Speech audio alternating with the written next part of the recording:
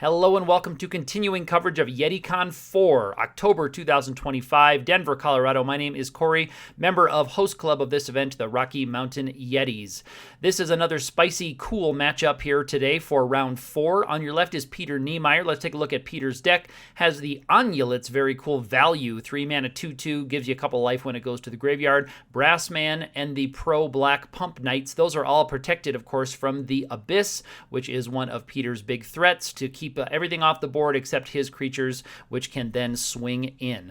We have 4 mazes, a number of Psy Blasts there, a copy artifact for one of those creatures, and a lot of your powerful spells to keep you going in the game. Very cool deck. Interesting to see how this will match up. Watch out for those Darrellors coming in out of the sideboard as we go on to this round. Now let's take a look at Neil Troy's deck. Neil has Sarah Angels, Singer Vampires, Sedge Trolls, and the two-headed giant of, I say it 4 eyes, because I think the old joke was that it has 4 eyes from the 2 heads. Anyway, it is big fatties here. We have the Guardian Beast and Org, and then 2 Darrellors in the main deck here for Neil. So very cool list. The S's on the sides have some of the lands and spells, a lot of things that you'll find around in old school in those, but the big creature package there right in the middle. So I think a lot of the damage is going to be dealt right here in the red zone for this match. Let's go ahead and take a look at game number 1. And here we go with game number 1 with Peter on your left, Neil on your right. Peter rolled a little bit higher, winning the die roll, and is going to take a look at the starting 7 first. Nice choice of playmats from both players. Always cool to see what everybody goes with. Take a look at the opening hands. Peter, I saw a Disenchant. Peter, thanks for showing us the hand. We got a Brassman. We have an early Pump Knight, it looks like, and a Psy Blast I think I saw in there, and the Disenchant. He's going to keep that 7. Neil taking a look at what he's got. I see a Sedge Troll and a Fireball and a couple of lands. Looks like a good enough start to me. Here comes a Swamp and a Brassman from Peter. Brassman, the old 1/3. You got to pay 1 to untap it. Nice early pressure for Peter. Neil has a Mox Ruby, a Swamp, a Soul Ring, a zillion mana, and here comes the old turn 1 Sedge Troll. Well, not a bad start at all. Regenerate is not on just yet because we've tapped out of black mana, but playing into just a Swamp is likely a pretty safe thing to do if it's just a Swamp. There's a Maze of Ith, though, on Peter's side. Neil untaps, takes a look at his options, and he is going to attack in. Why not? But it does get sent back with the Maze of Ith. Both players looking to maybe settle into an intermediate and long game. Neil trying to avoid a long game, though, by playing down the two-headed giant of 4 eyes. That's a 5-mana 4/4, and it can block more than one creature. Pretty cool. Might not be relevant in a lot of cases, but pretty sweet to have that ability. Now here is 7 damage coming across, and it looks like, yep, Peter will take the damage from the Sedge Troll and send back the 4/4 two-headed giant with the maze. And a follow-up play here is a Darrellor. That's the old 4-mana 4/4.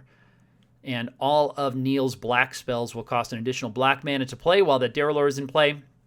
So now we're looking at 11 damage on the board by my count. Peter does have one a chump blocker opportunity, and then, of course, the Maze of Ith. Peter's at 17. Neil takes a draw, has a think, and why not send 11? And decision time for Peter. Peter did have a Psy Blast in the opening hand. Is now the time to use that? It looks like it is. The Psy Blast is going to go 4 damage on the giant, and a block on the Darrellor, just a chump from the Brassman, and a maze for the Sedge Troll. So taking no damage except the 2 damage from the Psy Blast is Peter, but still a lot of damage on the board for Neil. And the chump blocker is gone. The old Brassman served his purpose. Peter looking for an answer. Would love to see an Abyss, I think, at this point. There's a Strip Mine, one of the cool Alter Strip Mine proxies that we use at this event. Neil takes a look, and here I come with 7. Tapping likely a white for swords. Yep, the swords goes to the Regenerator. Makes sense. And then we're untapping the Darylore. And here is a Mind Twist as a follow-up for Neil. And Neil, I think, hopefully paid one more black mana for that one. I couldn't quite tell. Maybe we didn't pay an extra black for that one. We may have gotten when he had plenty of extra black that he could have tapped for it. Anyway, yeah, that's the Darylore clause. Now here comes the Abyss. The Abyss is kind of funky in its templating. It does target creatures, so it's a target non-artifact creature, and then it is destroyed but can't be regenerated. So it's not actually sacrificed, but it's destroyed, but it can't be regenerated. I think that's what they were looking at. I think the original templating is buried, which implied can't be regenerated. Both players just top decking, land, go, draw, go from Neil. He's got 3 cards in hand. Picking up the Abyss and giving it a read. Not that the original language is all that helpful in terms of how it actually works in the rules, but, you know, you got to do what you got to do. Here comes the Order of Liper. That's the Pump Knight. They are pro-black, and because the Abyss is a targeted ability, the Pump Knights can escape the Abyss because it has to target them, and it can't target. So it's not just a player sacrifices a non-artifact creature. It is a target non-artifact creature. So the Pump Knights are going to be safe, and he's got a number of white mana on the board, so we can pump that Knight to a 4/1 at this point. Neil's having to think about that, and he's going to tap for the Fireball, and it's all going right to the face. Probably was thinking about splitting the Fireball between the Knights and the player. Was likely the play. Unfortunately, you can't. You have to split it evenly between targets. So you can't put 1 on the Knight and 6 on a player. You'd have to go evensies. So I think probably he's looking to get himself within striking distance of another one. Here's a Demonic Tutor. Now, I'm curious what the find is going to be here. I believe I saw 1 main deck disenchant from Neil. I think I saw one in the opening deck list. Maybe I could check that, but I think he has one. That might be the target to think of here to get the Abyss off the board and play some of his bigger creatures, because he has some flyers that could get over the top of the Knights, and of course he has the regenerating blocker there in the form of the Sedge Troll. But I'm not sure Sedge Troll, if that was the tutored up card, but the Sedge Troll can't regenerate from the Abyss's ability. So the Sedge Troll can regenerate as a blocker from the Knights, and it looks like Peter goes draw, go, no attack, and he loses the Sedge Troll because it can't regenerate, but the next turn we have another big Fireball. Maybe that was the tutor target, because that could have been just lethal on the board. Don't have to worry about those creatures. Don't have to worry about trying to disenchant it and then get over the top of something and play through swords. Just get another Fireball and just send it up top. Maybe that was the play, and a good one if that's what we found. Anyway, that is game 1 to Neil. Let's head on over to game number 2. And we are set for game 2 with these players after sideboard. Peter and Neil taking a look at their opening hands. Neil with that early advantage thanks to 2 massive Fireballs going most of the distance through the Abyss, or over top of the Abyss. Peter takes a look at the opening hand. I see maybe a Time Walk, a Disenchant, just at a glance, and a couple of dual lands. Looks like he's going to take, both players taking a mulligan. There is a nice 5. Okay, that's a 5. And is that also a 5? Yeah. So players mulliganing down a little bit here in game 2, trying to find their sideboard pieces, no doubt. Here comes Land, Mox, and Mana Vault, but not a follow-up. Not a follow-up over on Neil's side. 2 mana for Peter. There is the Sarah Angel. There's the follow-up. I'd go to 19 to get the Sarah Angel. We're going to take another one from the Mana Vault. Maze of Ith, unfortunately, is a nice answer, a nice free answer. There are a lot of strip mines floating around in this format, so Maze of Ith is not the bomb that it can be in a one strip mine format. There are a lot of strip mines floating around.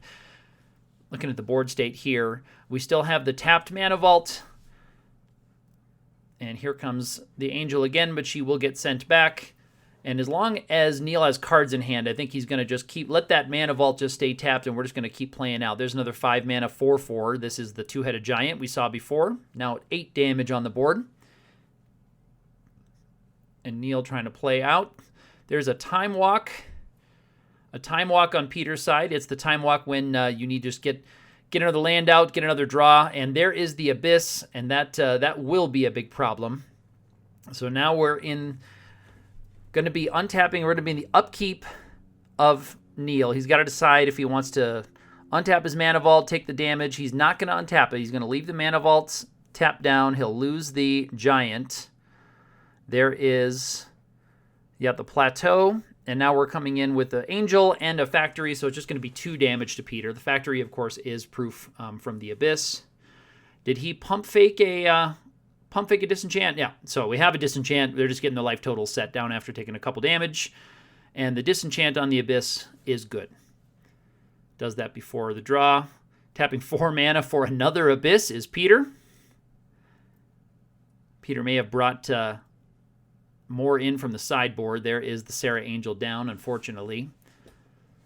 There's a strip mine for one of those mazes. You've got 2 mazes in effect now. So Peter definitely, again, playing for that middle to long game plan.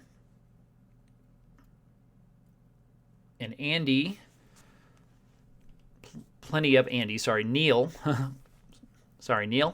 Neil has plenty of mana. Neither player really has any threat to go over or through. Neil may be looking for the lightning bolt or the fireball plan again. There's a nice Black Lotus, I think that is. On Neil's side. Show that off, Neil. Very cool. More mana. I think just 1 card left in hand. Still neither player with much of a threat on the board. Fireball really might be a legit plan. There is a strip mine on the library because, Peter was building back up towards 7 cards in hand. Here's another plateau. Land go, land go, land go here in game 2. The Abyss has a tendency to do that. Players' hands are going to be filling up with creatures. So Neil looking for some reach. So he'll need to land. He would need to land a good handful of creatures to get over the top of anything with the Maze of Ith and the Abyss. And there's a big mind twist, likely a handful of creatures. Okay, we're going to Lightning Bolt in response.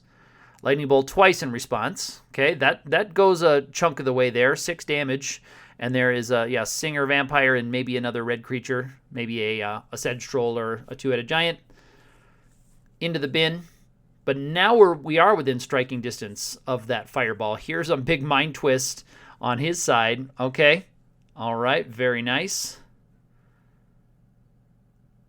And they're just counting up. Can he do the whole hand? It looks like he can. Taking 1 damage from the city without using his mana vaults. And I think there it is. Anula, Disenchant. 3 blasts.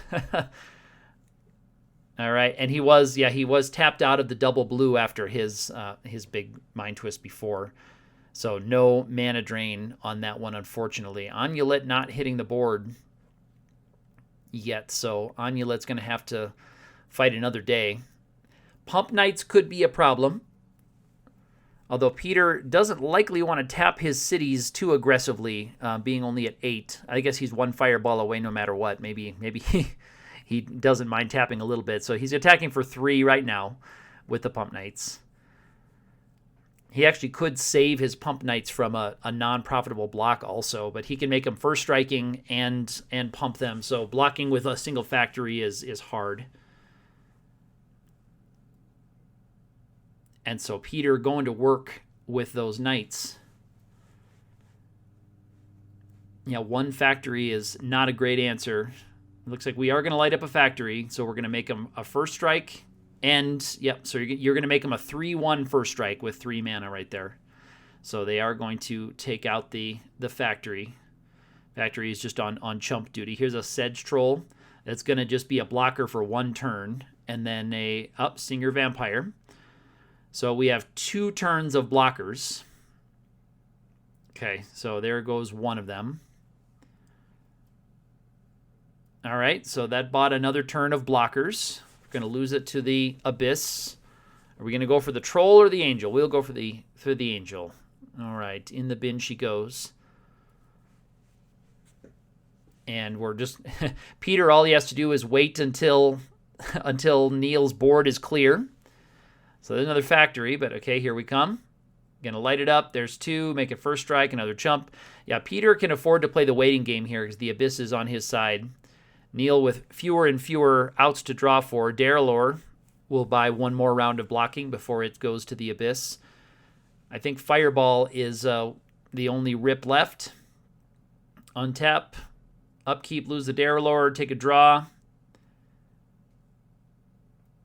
And no follow-up. Unfortunate. So let's see. We're going to have 5 or 6 damage coming across. Oh, more than that with the factory. So 2 with the factory. There's 6. So we got, looks like it's 8 right now. There's a disenchant. We're back down to 6. And then make it 7. And then 8. I think we're back up to 8. He takes 2 to make it 8. And the players are going to clean up. So that is going to get us to a game 3. So some complicated math there at the end of the pumping, the disenchanting, and the adding up, but it did end up in Peter's favor. So we will get a decisive game 3 here in round 4 at YETICON, and we will see you there. And here we are with the final decisive game 3 in round 4 here at YETICON 2025. Neil is going to be on the play for this one. Both players taking a look at their opening cards. I believe we are mulliganing in this round, this game. They're going to take a look at 7. I think these players are mulliganing down. I see a library, factory, City of Brass. There's a Mox on Peter's side. And it looks like 1 card going back from Neil. And is Peter putting back 2, or is he putting back 1? I think he's putting back 1. Both players at 6. There's the Library of Alexandria on Neil's side. Not as good when you're starting at 6, but still a good card. And Peter with a little flair there. Way to flash that candy, Peter. I appreciate that. That's our signature Gentleman's Club Strip Mine card. But I like the panache with which Peter slams that thing to the yard and puts that library away for good. Well played, Peter. Anyway, Neil does have a factory follow-up. And Peter taking a look to see what he wants to do with his library. So you have to decide, is he going to play out, play down through it, or are we going to try to sandbag to get back up to 7? Peter does play out and plays a time walk, untaps and goes the time walk turn. And with all that power in your hand, it's kind of a tricky choice sometimes. Do I play out to the board and try to overpower, or do we kind of sit back and build up to 7 for a long game? Now here's a Demonic Tutor. He's playing out as Peter, and there's Demonic Tutor, and we're going to go search out a draw spell, maybe either a draw 7 or the Ancestral. Likely there's the Ancestral going to the hand with a blue mana up. So just how Grandma drew it up. The 3 cards from the Ancestral won't get Peter all the way back up to 7 or 8 for the library, but it will go a long way towards replacing some of the cards and filling them up after playing out onto the board. So pretty good line that he found. Neil does have a Mana Vault and a City. Does he have a 4-mana follow-up? It looks like he does not, so no Darylor this time. Most of his threats are 5 mana. The Angels, the Giant, there's the Ancestral for Peter. The Angels, the Giant, and the Vampire are all 5 mana for Neil. So next turn, he'll have access to at least 1 colored mana. He could cast a Giant with what he has. He's going to need double black or double white to cast the other big flyers.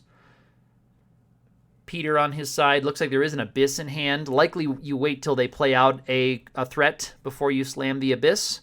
It looks like we are going to activate and pump and get it in for some damage here. So we have a 3 damage attack. First damage of game 3 here. And we do have double black, but he'll tap that for red. And here comes the Sedge Troll for Neil. So no access to black mana right now. He is tapped out, so no regenerate this turn. So it could be an interesting trade offer on attacking with the factory, or let's just play out the Abyss and not worry about the trade opportunity, because there it goes, and no regeneration. That is a bury effect, according to the original wording. Okay, so 2 factories on the board for Neil. That brings us to a total of 4 right now. Let's keep track at home and see how many factories we can get on the battlefield this game. There's a Maze of Ith. So again, this game firmly headed to the mid to late game in Game 3. Disenchant on the Abyss on the end step. So Neil hoping to follow up with another bigger creature threat. That City of Brass has done quite a bit of damage to him this game. There's a Chaos Orb. Yeah, I would say Neil has a more painful mana base than he would like for this game. That City of Brass has been pinging him pretty reliably. There's an Amulet, cute little Amulet for Peter. It's the 3 mana 2/2. When it goes to the graveyard from play, he'll gain 2. He'll get it back. Now we're tapping 5 mana. Another damage from the city, though. Are we kind of pump faking the mana vault? Nope, we are going to tap the mana vaults. Yeah. Nice play. That is the Sarah Angel. Unfortunately, she's not going to be getting in for damage anytime soon with 2 Maze of Iths on the board. So we got 4 factories and 2 Maze of Iths on the board if you're keeping track at home. There's a library. Finally playing down the library from the opening hand. I think there is Peter, but we're just at a couple cards in hand. So it's not going to be relevant as a card draw spell for quite some time. All right. Both players with plenty of mana right now. Another Sarah Angel for Neil. Still not enough to quite get over the maze, but he could Chaos Orb one of the mazes and get over for 1 if he can get a turn. Now, there is, I think, a balance in hand for Peter.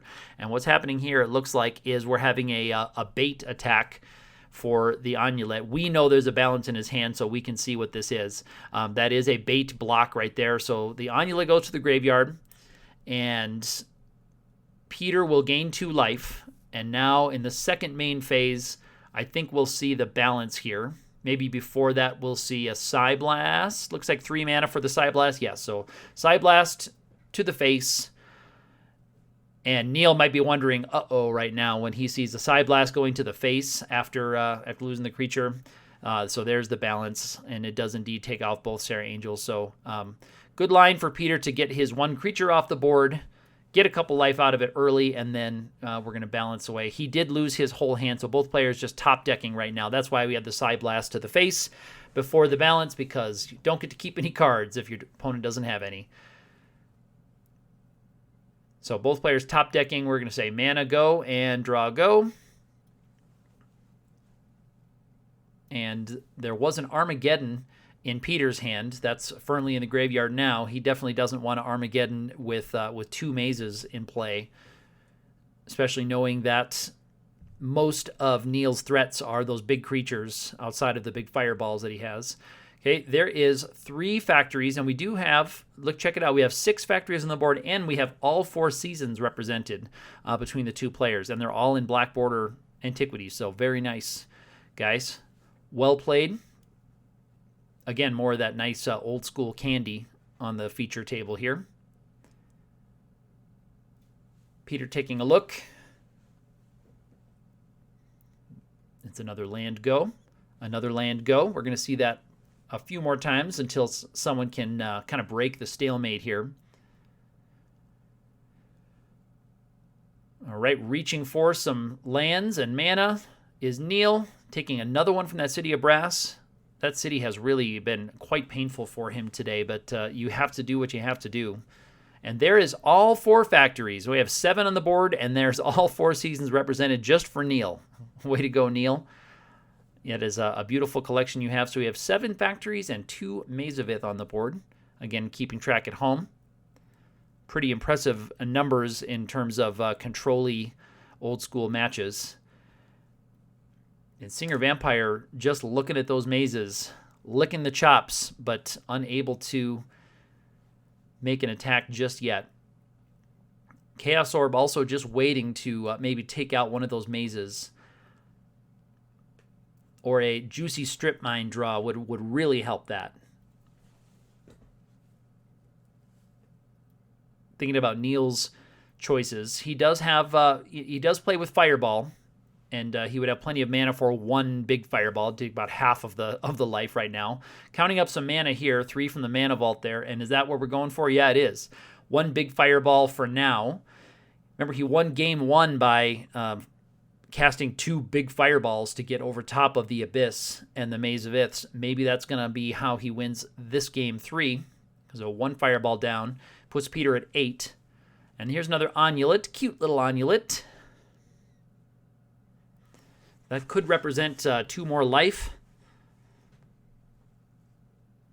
for Peter. And it looks like, yep, Neil's going to just untap his mana vault and check out make sure he's using the right kind of mana, planning his turn out appropriately. Yep, looks legal to me. Okay, here's Demonic Tutor. And you have to wonder here, are we going to try to find another fireball and finish it off in the next turn, or do you try to find a strip mine to maybe clear away those mazes and win with the Singer and maybe another creature in a couple turns? Depends on what's in his hand right now. First guess would be fireball, since he does have lethal fireball damage on the board right now. He's got maybe 13 mana without counting too carefully.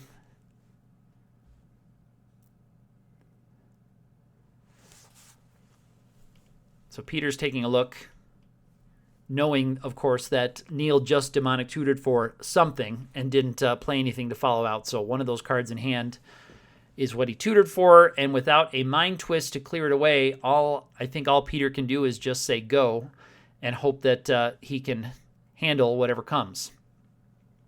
Okay, so now Neil's taking a look after his draw. And now we're reaching for some mana. Let's check it out. If it's a fireball, we've got a red to cast it for 5, 6, 7, 8, 9, 10. It looks like a fireball for 10 by my count. Yep, it is a fireball for 10. And Peter lining up the dice to make it clear that he is at 8 right now. All right, so looks like we have a possible play. Fireball's coming for 10. We're going to activate a factory and make it 3 and pump it to make it 4. We're pumping the factory to 4. And players likely thinking about Swords to Plowshares here. So currently that's at 4. Players deciding what to do on the stack. And I believe we're now going to pump it to 5. Peter's reaching for his other factory. So he's pumped it once with itself and then twice more. So it's now a 5/5 factory. And now he's going to tap a white and attempt a Swords to Plowshares. In response, Neil is going to attempt to Chaos Orb, and the Disenchant will take care of the Chaos Orb on the activation. So the Disenchant kills the orb.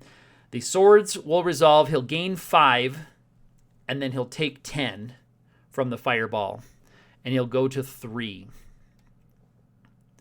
So right now, after all the dust settles and all the flames clear, we have Peter at 3. And there was 3 more mana, it looks like, on Neil's side. The city and then the 2 factories. So we could have maybe fireballed for 13 there and gotten over the top. And I don't know what he was at with his City of Brass, all the damage he had taken. If he was at 1, then he couldn't do that. Or if he didn't want to put himself down there.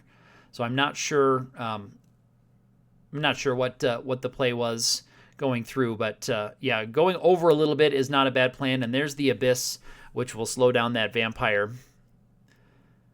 And so now we're just back into our normal zone. Hoping to rip a lightning bolt or another direct damage spell is Neil.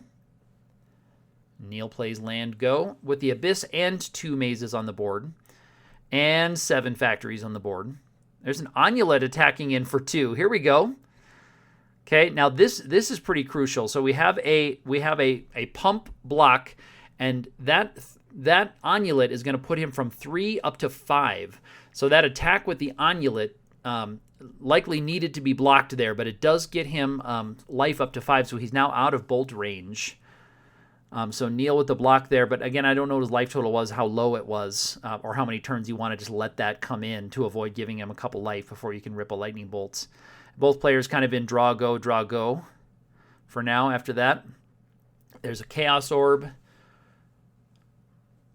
And players may be wondering now what's going to be or what could be the conclusion for this one with the board state of both of these players. something like a Pump Night and then another Armageddon would probably be helpful for Peter's side if he can get something like that on the board. A threat and an Armageddon. I know he had at least one. He has one in his graveyard. Players kind of talking now. They take a pause. And I believe at this point they're talking now about time in the round. Yep. And there is Neil reaching for the die to put this at turn 1. So I think that pause there was turn 0. So we are in turns right now. We have 5 turns to complete this game before we go to orb flips. And the board state is as it is now. Looks like it's likely that we're going to be headed to orb flips, just by my my quick estimation. And now we're playing out the 2-headed giant is Neil. And we're tapping more, and we're going to play another one. So we've got two threats on the board, 2 4/4s. One of them is going to go Screaming in the Abyss, next upkeep. And there is 4 Maze of Abyss. So I've got 7 factories and 4 mazes. There's a Disenchant on the Abyss. Okay, we're going to turn 3. This is all going kind of quickly now. Players trying to finish things up. So there's a Swords on one of them. He'll gain 4. That's even more evidence that we likely be heading to our turns, because the Abyss is gone. And we have Swords to one of the giants. We're on turn 3, I think, going to turn 4 now. So Neil takes a draw. He can't really attack through any of that stuff. Okay, there is a Singer Vampire, so we have 2 creatures, and here we are on turn 5. And he rips a COP red, does Peter. So Peter looking at a COP red on turn 5. The game's going to have to end on this turn, or it's going to go to orb flips. And he'll tap 2 and cast a COP red. In response to the casting is the lightning bolt. So there was the 3 damage. But players shake hands and say, let's go to flips.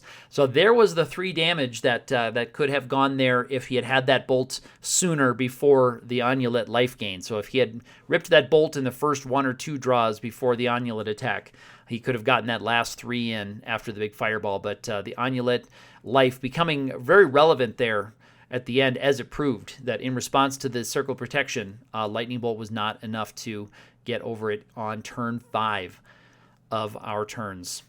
So the way orb flips work here, everybody, is both players will take their Chaos Orb and a target card out of their deck.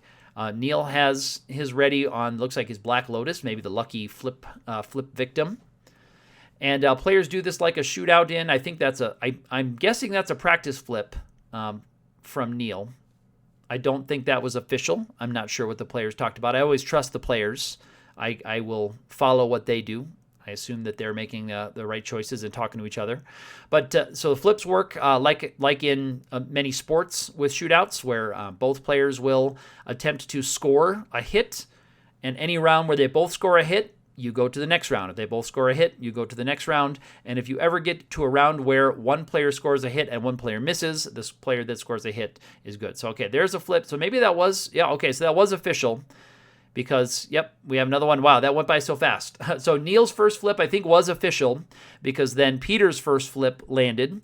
Neil then missed his flip in the second round, and then Peter hit his flip in the second round. So in a very quick orb flip there, and this was all in 1 1/4 times speed, by the way. That's why it looks so frantic on the flip side here, as players are also taking out their sideboards and flipping at the same time. A lot going on these playmats. But Peter does take it in 2 rounds of orb flips there, if you weren't following that at home as we go through. So congratulations to Peter, and congratulations to both players for a memorable and exciting match here at the feature table in YETICON 2025. Now we are heading to round 5 of 6 of this memorable event.